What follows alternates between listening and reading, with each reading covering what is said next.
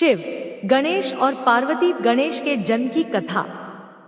सद्गुरु कहानी सुना रहे हैं कि किस तरह शिव ने गणेश का सिर काट दिया और बता रहे हैं कि लोकप्रिय धारणा के विपरीत उनके सिर के बदले हाथी का नहीं बल्कि शिव के विचित्र साथियों, जिन्हें गण के नाम से जाना जाता था, उनके सरदार का सिर लगाया गया था। गणेश जी की कथा। शिव एक तरह के घूमते फिरते रहने वाले पति थे। वह लगातार कई सालों तक घूमते रहते थे। वे कहीं भी चले जाते थे। उन दिनों कोई सेल फोन और ईमेल नहीं हुआ करते थे, इसलिए जब वह जाते थे तो पार्वती का उनके कोई संपर्क नहीं रहता था और वह काफी अकेलापन महसूस करती थी। साथ ही शिव की प्रकृति को देखते हुए उन्हें मानव मूल का नहीं, यक्ष स्वरूपी माना जाता था, इसलिए पार्वती उनके बच्चे को जन्म नहीं दे सकती थी। तो अपने अकेलेपन और इच्छा के कारण और मातृत्व भाव की वजह से उन्होंने एक शिशु को बनाने और उसमें प्राण फूंकने का फैसला किया। उन्होंने अपनी एक चीज ली, अपने शरीर पर लगे चंदन के लेप को तेल के साथ मिलाकर एक शिशु का रूप दिया और उसमें जीवन डाल दिया। यह भले ही दूर की कौड़ी लगे, लेकिन आजकल विज्ञान में भी इस तरह की चर्चा होती है। अगर कोई आपसे एक एपिथेलियल सेल ले ले तो किसी दिन हम उससे आपका कुछ बना सकते हैं। पार्वती ने उसमें प्राण फूंक दिए और एक बच्चे ने जन्म ले लिया। शिव ने गणेश का सिर क्यों काटा? कुछ साल बाद जब वह लड़का करीब 10 साल का था, तब शिव अपने गणों के साथ लौटे।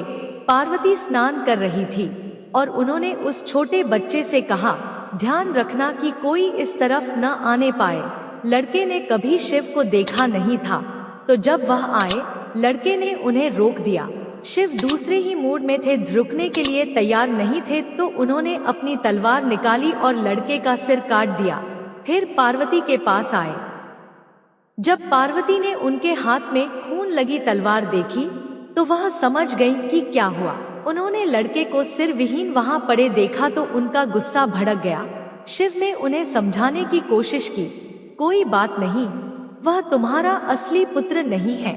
आखिरकार तुमने उसे बनाया और मैंने नष्ट कर दिया, इसमें क्या परेशानी है? लेकिन वह सुनने के मूड में नहीं थी। गणेश के पास हाथी का सिर क्यों नहीं है? बात को सुलझाने के लिए शिव ने अपने एक गण का सिर लिया और लड़के की धड़ पर लगा दिया।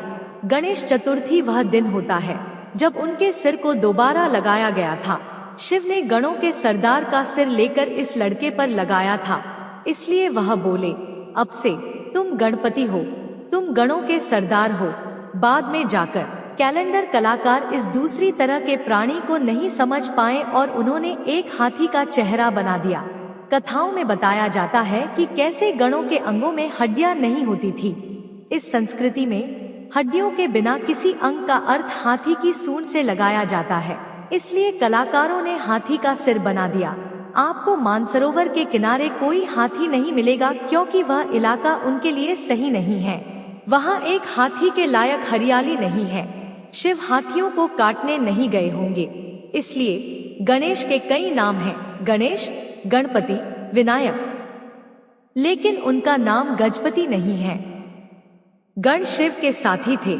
हम नहीं जानते कि वे कहां से आए थे, लेकिन आम तौर पर कहानियों में उन्हें ऐसे प्राणियों के रूप में दिखाया जाता है जो इस लोक के नहीं थे।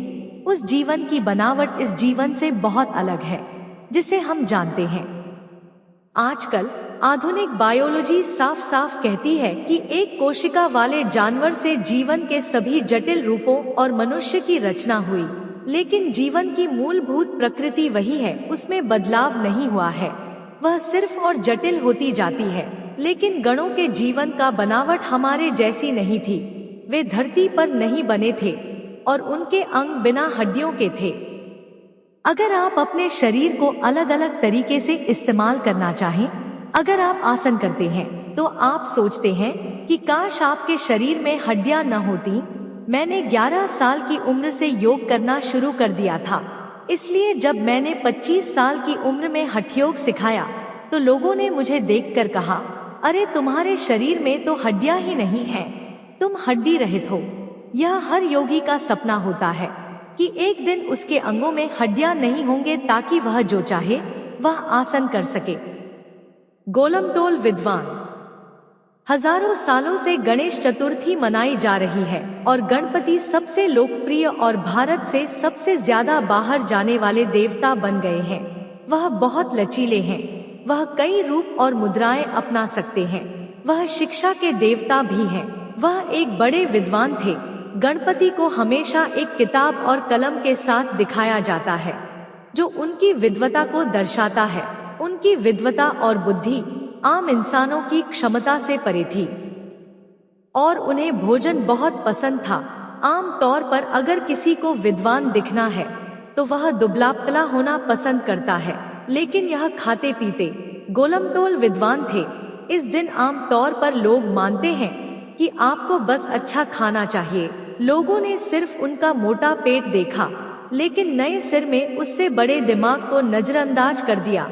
वह सबसे महत्वपूर्ण है। उनका पेट बाद में मोटा हुआ, शायद इतने बड़े सिर के साथ उनका चलने का मन नहीं करता था। लेकिन महत्वपूर्ण यह है कि उनकी बुद्धि बढ़ती रही। तो यह दिन सिर्फ खाने का नहीं है। इस दिन आपको अपनी बुद्धि को बढ़ाना चाहिए, पेट को नहीं। सभी योग अभ्यास एक तरह से इसी बारे में है कि आपकी बुद्धि को एक जगह अटका हुआ नहीं होना चाहिए। ऐसे हजारों उदाहरण हैं जहां लोगों ने सरल आध्यात्मिक अभ्यासों से कई अलग अलग रूपों में अपनी बुद्धि को बढ़ाया। चिंता मत कीजिए, आपकी सूंड नहीं निकल आएगी, लेकिन आप बुद्धि को और बढ़ाने की कोशिश कर सकते हैं। गणेश चतुर्थी का महत्व। मानवता ने हमेशा अच्छे लोग पैदा करने की दिशा में काम करने की बड़ी गलती की है।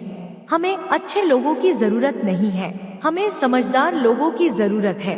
अगर आपके पास समझदारी है तो आप सही चीज करेंगे। लोग मूर्खतापूर्ण चीजें इसलिए करते हैं क्योंकि उनके पास समझदारी नहीं होती। चालाकी कोई बुद्धिमानी नहीं है। बुद्धिमानी का मतलब चतुर होना नहीं है। अगर आप वाकई बुद्धिमान हैं तो आप 100% अस्तित्व के तालमेल में होंगे, क्योंकि बुद्धिमान होने का कोई दूसरा तरीका नहीं है।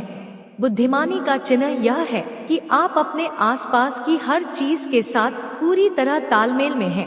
आप अपने अंदर और बाहर कम से कम विचलन के साथ जीवन जी रहे हैं। गणेश चतुर्थी कम से कम अपनी बुद्धिमानी को बढ़ाने की कोशिश शुरू करने का दिन है। अगर आप सुबह में आसन करते हुए बिना हड्डियों के हाथ पैरों के लिए मेहनत करें तो ऐसा हो सकता है